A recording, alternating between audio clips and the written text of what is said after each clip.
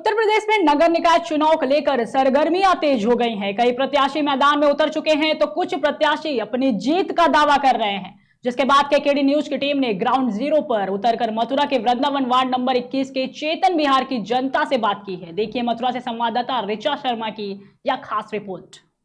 आप देख सकते हैं कभी गुजरात में कभी दिल्ली में तो कहीं ना कहीं पर चुनाव होते ही रहते हैं, लेकिन इस समय मैं वृंदावन में हूं और वार्ड नंबर 21 में हूं, चेतन बिहार में।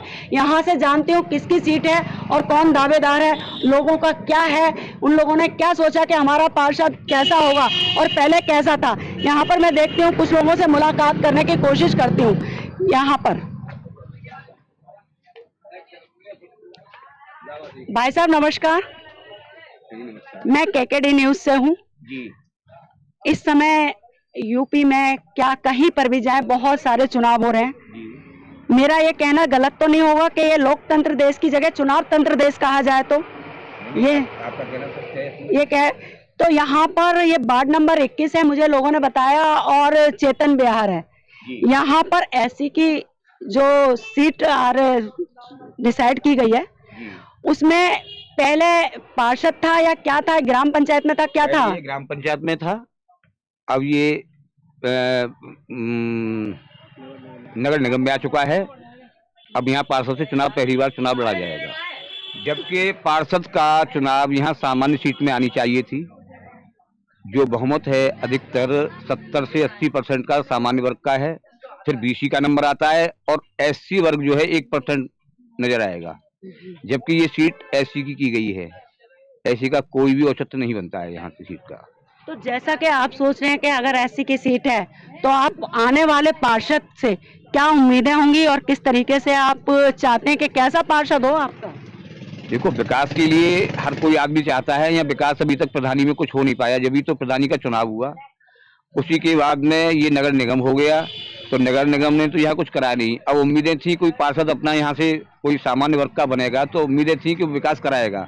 अब एससी वर्ग से क्या उम्मीद की जाएंगी? बेचारी को क्या नॉलेज है, वो क्या विकास कराएगा? अगर किसी को सीट मिलती है तो छोटा आदमी क्या विकास करा पाएगा यहाँ पे? तो आप किसको करेंगे सपोर्ट? देखिए, यहाँ अधिकतर लोगों की मंशा नोटा है।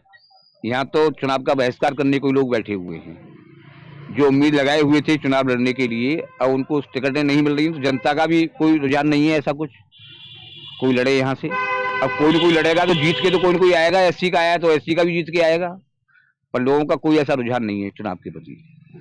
यहाँ लोगों का रुझान नहीं। मेरे साथ फिर दोबारा वही मतदाता जुड़े हैं कुछ अपनी दिल की बात कहने के लिए। मैं पूछती हूँ, क्या कहना चाह रहे हैं आप? मैं ये कहना चाहता हूँ कि विकास तो इतना दिख रहा है, हमें चारों तरफ विकास दिख रहा है। 20 रुपये किलो का आटा 40 रुपये किलो चल रहा है, 30 रुपये लीटर दूध 70 रुपये लीटर चल रहा है, 400 का सिलेंडर 1200 रुपये चल रहा है। कितना विकास, इतना विकास, चारों ओर विकास दिख रहा है। हाँ, खाने के लाले पर है फिर भी विकास है। विकास की धारा, ये विकास नेताओं के घर है क्या, मंत्रियों के घर है क्या? विकास हमें सड़क पे तो दिखाई नहीं दे रहा है। विकास हमें सड़क पे तो नहीं दिखाई दे रहा है। महंगाई की मार ये कहा जा सकता है? हाँ, महंगाई की मार, महंगाई की मार। पशु हमारी दुकान है खरचूनी की, जो हम 100 किलो खर डेली बेचते थे, आज हमारी सेल है मात्र 10 किलो की। भूसा 20 रुपये किलो। क्या विकास है ये? कहाँ है विकास? अमेरिका से लाया जाएगा कि जापान से, या मोदी जी जेब से निकाल के देंगे? कहाँ से देंगे? योगी जी देंगे विकास, और हम ही से लेकर के हमें खर्च कर रहे हैं और हमें विकास दिखा रहे हैं। ये जानते हैं, हम लोगों के सामने जो मतदाता जुड़े हैं, जनता बहुत रोष में है विकास को लेकर, और उनके जो वोट हैं वो मतदाता श्रेणी में नहीं आए हैं, इसलिए वो बहुत परेशान है। मेरे साथ एक समाज सेवी सुधीर शुक्ला जी, मानी हुई हस्ती है चेतन बिहार की, काफी लोगों का सहयोग करते हैं, हर कार्य के लिए तत्पर तैयार रहते हैं। मैं उनका जानती हूँ कि उनका क्या कहना है इस विषय पे।